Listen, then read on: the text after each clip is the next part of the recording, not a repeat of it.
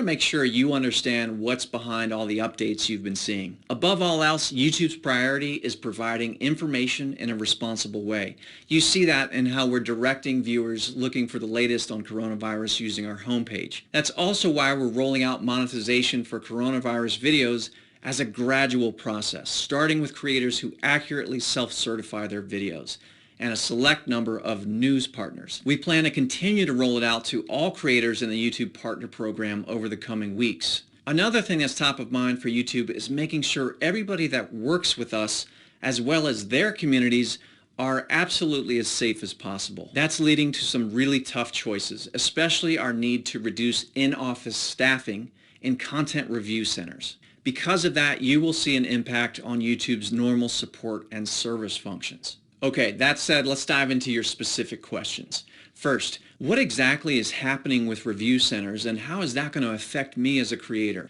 As you probably know by now, with 500 hours of video uploaded to YouTube every minute, we use automated systems to help flag videos that violate our policies and guidelines.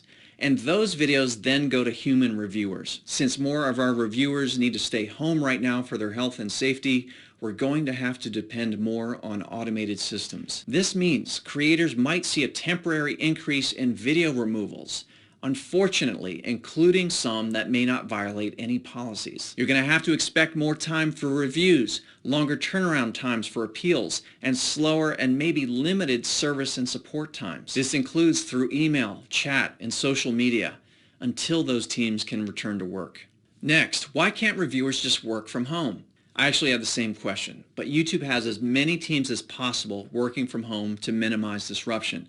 But just like we have engineers who have to physically plug into special systems to do their jobs, it's the same with video reviewers who are located around the world. Some teams just can't work from home if their work is sensitive or if they live in areas that don't have the right technical infrastructure in place. Why are the automated systems making so many mistakes? YouTube systems are amazing at detecting patterns across enormous amounts of content, but they have a hard time understanding nuances, you might agree, like judging whether a news piece or a parody video is in violation. That's why we also built our systems to include expert reviewers to bring in human judgment for more complicated content.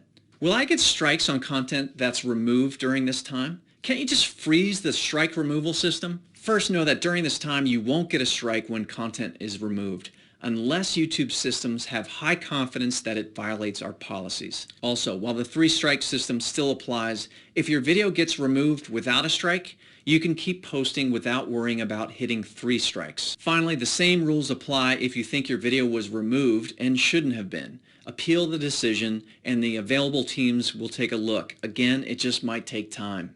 Why are you being stricter about video removals? Why not just let everything through?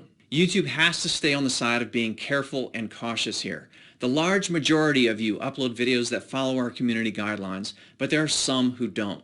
And in this time especially, making sure harmful or misleading info isn't spread is more important than ever. With these new service and support changes, if my video gets removed, how will I make money? You won't be able to make revenue off of videos that have been removed. But keep using our appeal system. It just might take more time. Okay, I want to move on to our rollout of monetization around videos mentioning coronavirus. When will videos about coronavirus start monetizing, and why does it take so long? When monetizing videos, we have to make sure to keep creator, viewer, and advertiser goals in mind. We have to be careful and responsible and reward the right content. That's why teams are starting slowly with creators who accurately self-certify and certain trusted news partners. Why are you only choosing some creators to monetize instead of everyone? Isn't that favoritism? Again, it's about being as responsible as possible during this extraordinary time. With around 3 weeks of video uploaded every minute, we have to move deliberately and carefully to make sure we expand in a way that helps, not hurts, the public conversation. We're starting with these authoritative news sources featuring both creators and media companies. How are you fighting misinformation? To make sure people can easily find updates on coronavirus sources that they can trust, we're using our homepage to direct millions of daily viewers to official websites. They include the World Health Organization, the Centers for Disease Control, and other authoritative organizations around the world. We're also raising up visibility on the most authoritative channels and videos covering the coronavirus. and we're reducing the visibility of harmful content, including conspiracy theories, made-up home remedies, among others. All right, weird times. I hope this update has been helpful. And lastly, as a former creator, I just want to say to you other creators, if you choose to, you have an opportunity to use your voice to help your community stay calm and to understand the facts.